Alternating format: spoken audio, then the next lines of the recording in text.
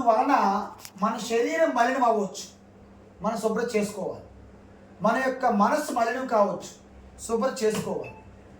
ఆత్మ ఎప్పుడూ మలినం అవ్వదు కాబట్టి మీరు శుభ్రం చేయాల్సిన అవసరమే లేదు.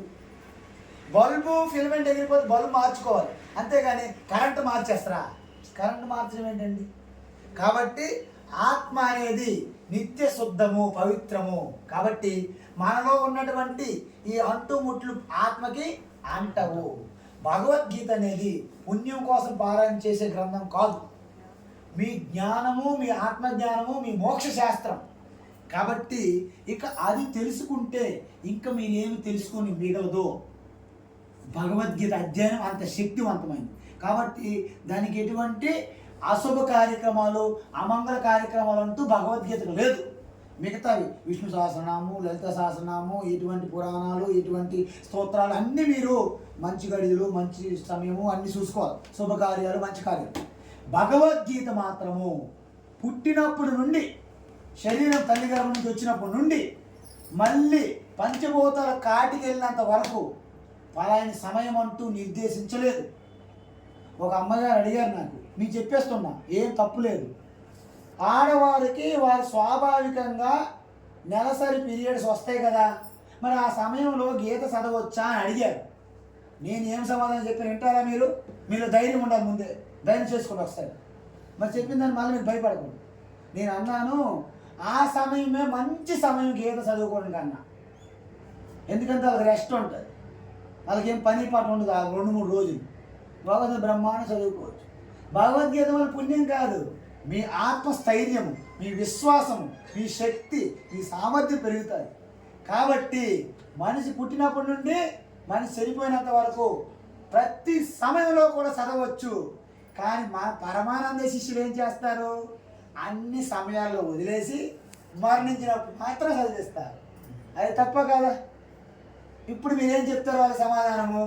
భగవద్గీత అక్కడే కాదురా సుంట, అన్ని సమయంలో చదవాలి పెంట అని చెప్పాలి మనం.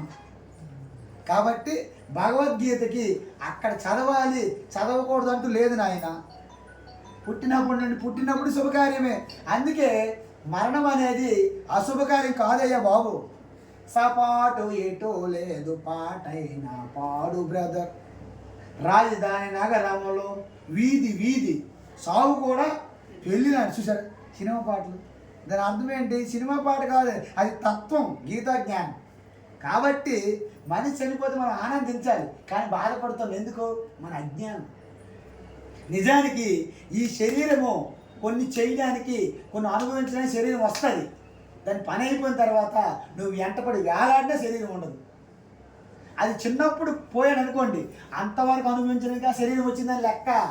మీరు అనుకుంటారు, చూడండి దేవుడు ఏం దేవుడు అండి, చిన్న పిల్లలు చనిపోయాడు. ఆ ముసలివాడు ఉన్నాడు, చనిపోవచ్చు కదా, 98 సంవత్సరాలు. ఆ 98 సంవత్సరాలకి బాధపడాలి ఉందని ఆయనకి. ఈయనేమో ఆటలాడుతూ పాటలు పాడుతూ పోతాడు. ఎందుకు? ఆటలు పాటలు ఆడడానికి వరకే శరీరం వచ్చింది. ఆ తర్వాత మీరు ఎంత వేలాడినా ఉండదు. దీనికి ఒక చిన్న ఉదాహరణ చెప్పి ఆపేస్తుంది, ఎందుకంటే అమ్మగారు అక్కడ వెయిటింగ్, నాకు కూడా లోపల ఫైటింగ్. అందువలన ఇదంతా నేనేం చెప్పానంటే, గంగాదేవి శాంతన మహారాజుకి పెళ్లి చేసుకుంటుంది మహాభారత ఆరంభంలో. వాళ్ళు 8 అష్టవసువులు ఒక శాపానికి గురవుతారు. అమ్మ మీరు అడ్డలేకండి, అలా ఎదురుగున్నారు. వాళ్ళు చూడాలి నాకు, ఎందుకంటే నేను వాళ్ళని చూడాలి ఫస్ట్. వాళ్ళు చూస్తే కానీ నేను చెప్పలేను, నాకు అక్కడ ఎనర్జీ రాదు లేకపోతే. కాబట్టి గంగాదేవి వివాహం చేసుకున్న ఒక కండిషన్ పెడతాయి, నేను ఎప్పుడైతే నేను చేసిన ప్రతిదానికి నువ్వు అడ్డుపడతావో అప్పుడు నేను వదిలేసి వెళ్ళిపోతానంట. ఈయనేమంటాడు? చూడు మన యువకులు పిల్లలు ఉంటారు కదా, నువ్వు ప్రాణము, నువ్వు నీ పెళ్లి చేసినట్టు మీ అమ్మ వదిలేస్తావా? బ్రహ్మాండం వదిలేస్తావు. ఎందుకు? ఈ పెళ్ళి కావాలి ఫస్ట్. ఈ ప్రేమ ప్రేమ ప్రేమ అంటారు కదా మన వాళ్ళ పిల్లలు. మీ అమ్మ నన్ను వదిలేస్తావు కదా, వదిలేస్తాను సార్. మీ అమ్మ నన్ను లేదని చెప్పేస్తాను, ఓకే. ఆవిడ ఏమి చెప్పినా ఓకే. ఎందుకు? మెల్లగా ఆయన మెడలో తాళి కట్టడానికి ఇది బాధ. ఆ తర్వాత అన్నీ అడ్డుపడుతుంది, ఇద్దరు గొడవ పడితే విడిపోతారు, ఎవరు ఉండరు 6 నెలల కంటే ఎక్కువ. కాబట్టి ప్రేమ పిల్లలు అలాగే ఉంటాయి, పటాకులు అవుతాయి లాస్ట్కి. అందుకే తల్లిదండ్రులని గౌరవం లేదు, మాతృదేవో అంటే తెలియదు, పితృదేవో అంటే తెలియదు, ఏమీ తెలియదు. ఇదంతా అమెరికా కల్చర్. రిచ్ చెప్పాం కదా, కోకాపేట అంటే రిచ్. కాబట్టి ఇప్పుడు చెప్పండి, ఎప్పుడైతే గంగాదేవికి మొదటి బిడ్డ పుట్టాడో, బిడ్డ పుట్టిన వెంటనే ఆయన ప్రారంభం అయిపోయి మళ్ళీ ఆ యొక్క అష్టవసుల శరీరం పొందాలి. కాబట్టి వెంటనే ఆయన మోక్షం గంగలో కలిపింది. ఆయన మోక్షం. బయట వాళ్ళు ఏమనుకుంటారు, ఏమి గంగ అండి, ఎంత కఠోర హృదయం, ఎంత కంటికాయ, ఎంత దుర్మార్గురాలు, పసిబిడ్డ గంగలో కలిపి మనకు అనిపిస్తుంది అలాగా. కానీ ఆ బిడ్డకి ఆవిడ ఏం చేస్తుంది, మోక్షం ఇస్తుంది. చూసారా? అదేవిధంగా ఏడుగురికి అలాగే కలిపేస్తుంది. ఎందుకు?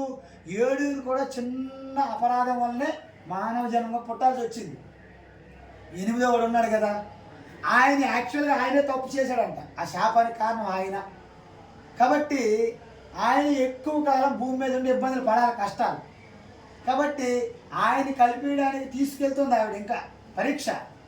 ఈయన వెళ్ళి శాంతనుడు వెళ్ళి ఈ బిడ్డను కలపడం వీలు లేదు. ఓహో, నువ్వు ఖండించి తప్పేవు కదా, యాస్ నేను వెళ్ళిపోతుంది. చూసారా? ఆయన పాపము ఎప్పటికీ శరీరం వదలదు. ఇచ్చా మరణం అంపసాయం మీద రక్తం కారుతుండే, బాధలు పడుతుండే, ఇబ్బందులు పడుతుంది, అంతవరకు భరించాడు ఆయన. దీన్ని బట్టి మీకు ఏమర్థమైంది? మనము శరీరం పొందామంటే ఒక ప్రారంధ కర్మతో వస్తాము. అది ఎప్పుడు ప్రారంభం అయిపోద్దో ఎవరో ఆపలేరు. నువ్వు ఏ హాస్పిటల్ ఆపలేరు, ఏ అంబులెన్స్ మీకు తీసుకెళ్ళలేవు, ఏ డబ్బు జనము ఎవరూ మిమ్మల్ని రక్షించలేరు. మీరు బాత్రూంలో కాల్ చేస్తే మీరు సరిపోతారు. కొంతమంది ఆత్మహత్య చేసుకోవాలని గోదావరి దూకుతాడు వాడు, అయినా ఎవరు రక్షించారు, ఒడ్డు మీద వేస్తారు. ఎందుకంటే టైం అవ్వలేదు. కాబట్టి మీకు అర్థమైంది కదా నాయన, అశుభ కార్యాలలో భగవద్గీత చదువుతున్నారు, మనం ఏమైనా ధర్నాలు చేద్దామా? ఏం అక్కర్లే. భగవద్గీతని అక్కడ చదవకూడదని లేదు, కానీ అక్కడ మాత్రం చదవడం తప్పు. మీకు కూడా అర్థమైంది కదా?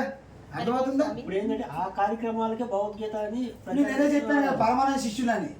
పరమానంద శిష్యులు అంటే ఏంటి? ఆ గురువు అన్నాడంట, మన బండి మీద ఏదైనా పడిపోతే నువ్వు జాగ్రత్తగా చూడు అన్నారంట. కమండలము అవన్నీ పడిపోయి అంట.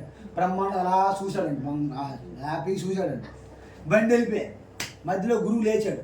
కమండలం మీద గురువు గారు ఏదైనా పడిపోతే మీరు చూడమన్నారు కదా, నేను బ్రహ్మాండంగా చూశాను పడిపోవడం.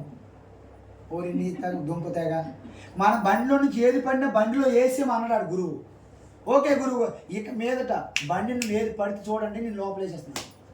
ఒక 2 కిలోమీటర్లు ఎద్దులు పేడేసేయండి, పేడ తీసుకెళ్ళి బండి మీద కొట్టేస్తాను నేను. ఎందుకు? ఏది పడినా వేసేయాలి కదా. ఇలాంటి పరమానశీలతో నీ తంటాలు తప్ప మనిషి చనిపోయినాడు గీత పాడకూడదని లేదు. గీత పాడాలి యాక్చువల్గా. అర్థమవుతుందా? కాకపోతే ప్రతి చోట గీత ఉండాలి.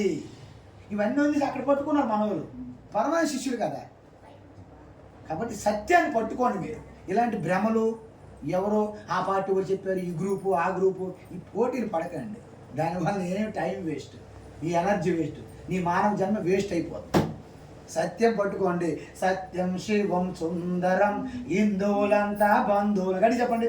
సత్యం శివం సుందరం హిందువులంతా బంధువులం. బొట్టు పెట్టుకో గీత పట్టుకో, బొట్టు పెట్టుకో గీత పట్టుకో, గీత చదువుకో రాత మార్చుకో, గీత చదువుకో రాత మార్చుకో. బొట్టు పెట్టుకుంటే శవం అవుతావు, బొట్టు లేకుంటే శవం అవుతావు. గీత చదివితే ఋషి అవుతావు, గీత లేకుంటే మసి అవుతావు.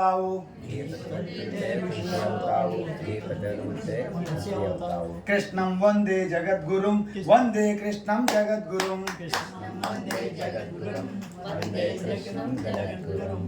బోలియే కృష్ణ భగవానికి హర నమ పార్వతీ పతయే. లోకా సమస్త సుఖినో భవంతు, సర్వే భవంతు సుఖినః, సర్వే సంతు నిరామయాః, సర్వే భద్రాణి పశ్యంతు, మా కశ్చిద్ దుఃఖ భాగ్ భవేత్. అసతో మా సద్గమయ, తమసో మా జ్యోతిర్గమయ, మృత్యోర్మా అమృతంగమయ. ఓం శాంతి శాంతి శాంతి. హరి ఓం. శ్రీ గురుభ్యో నమః. హరి ఓం తత్సత్. సర్వం శ్రీకృష్ణార్పణమస్తు. అమ్మ మీ అందరికీ పేరు పేరు చాలా ధన్యవాదాలు.